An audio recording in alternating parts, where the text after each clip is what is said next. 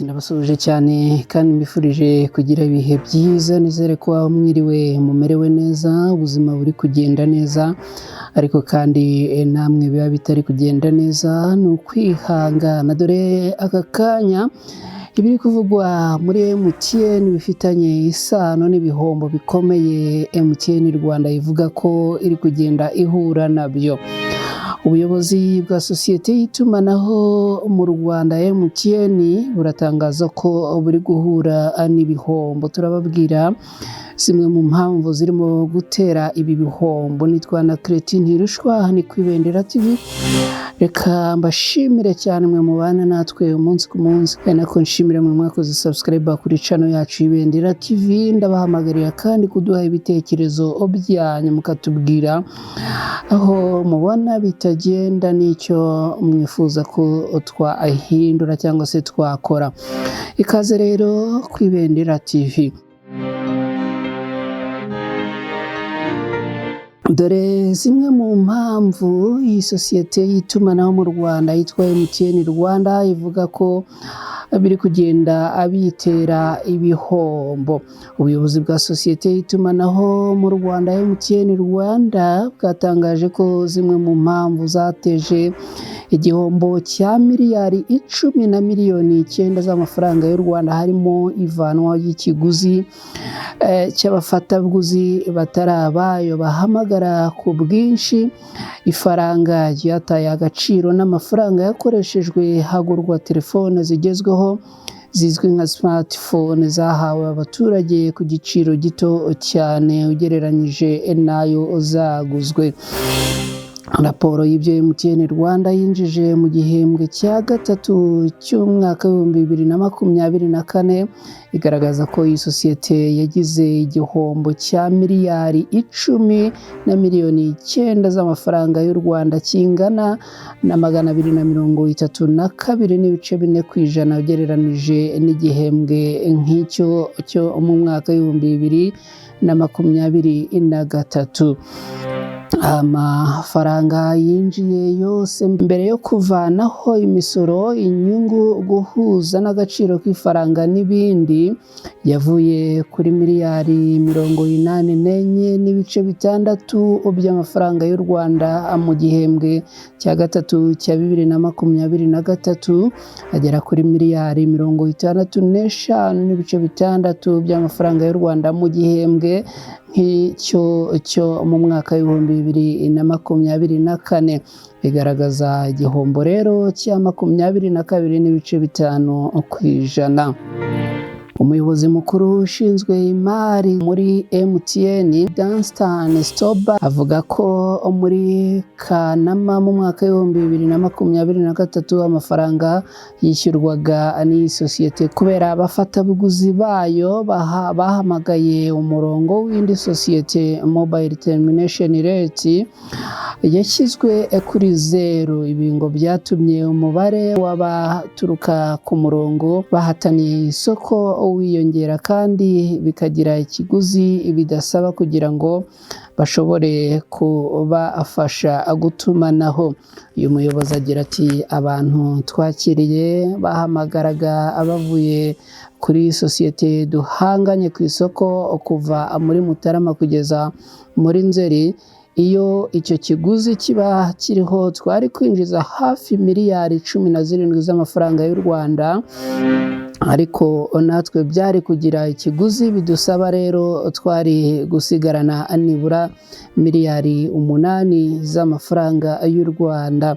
Uyu muyobozi yagaragaje ko kutagira MTR, ni ukuvuga iki kiguzi, bifite ingaruka ku buryo buziguye n'ubutaziguye. Ubutaziguye ngo ni izo miliyari 8 z'amafaranga y'u Rwanda zagombaga kwinjira, naho ku rundi ruhande ngo bituma abo bahanganye bashyiraho ibiciro biri hasi cyane ku isoko.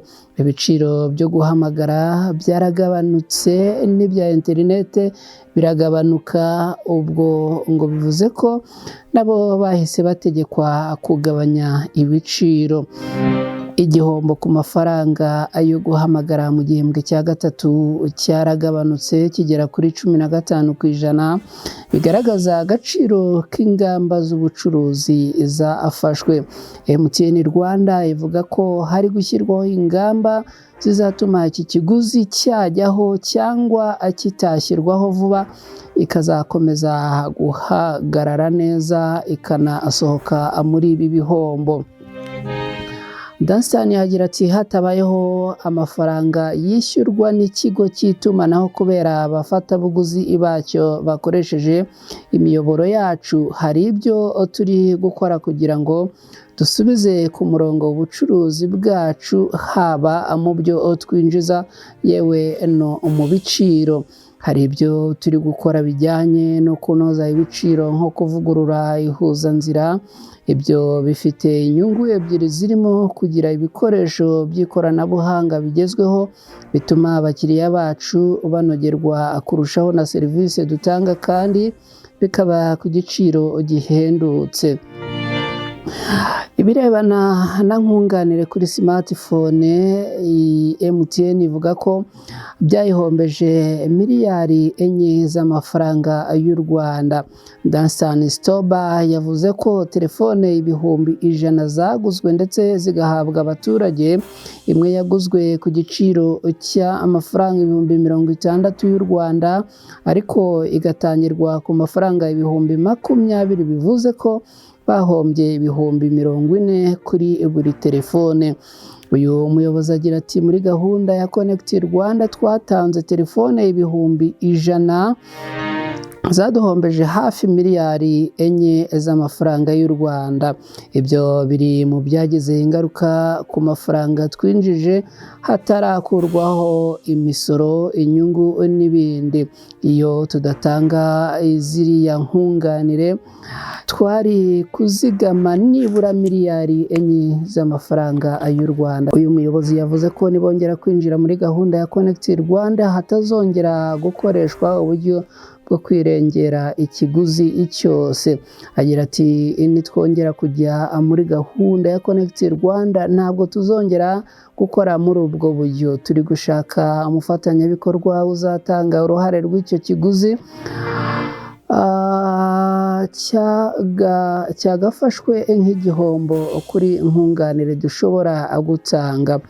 Danstan yanakomoje ku ifaranga ry'u Rwanda ryatakaje agaciro ku mpuzandengo ya 15% ugereranyije n'uko byari bimeze umwaka ushize 2023. Aha agira ati kandi mu mafaranga agenewe ibikorwa dufitemo hagati ya 15% na 20% byishyurwa mu madolari ya Amerika. Rero uko ifaranga ritaye agaciro bitugiraho ingaruka. Mu ngamba zo guhangana n'ihungabana ry'agaciro k'ifaranga, MTN Rwanda yatanze amasoko arenga 89% mu mwaka 2024 hakoreshejwe amafaranga y'u Rwanda, ndetse bakavuga ko bari guharanira ko amafaranga yishyurwa kubera ibikorwa by'ikigo yajya yishyurwa mu mafaranga y'u Rwanda.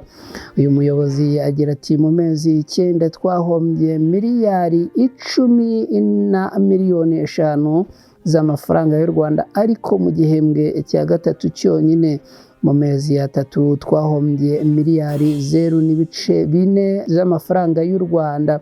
Bivuze ko ibihombo bigenda bigabanuka, ndetse nka Nzeri yonyine twabonye inyungu ya miliyoni 700 z'amafaranga y'u Rwanda. Rero twavuye mu bihe by'ibihombo bikabije, ubu tukaba turi kugenda tugera mu gihe cyo kunguka.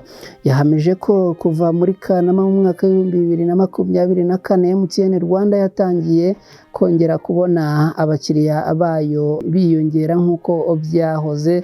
Nko muri Werurwe abafatabuguzi bayo bari 61.4%, muri Kamena bagera kuri 61.1%, naho muri Nzeri bongera kugera kuri 61.3%, naho kugeza mu matariki ya mbere y'Ugushyingo muri uyu mwaka bakaba bari bageze kuri 61.8%.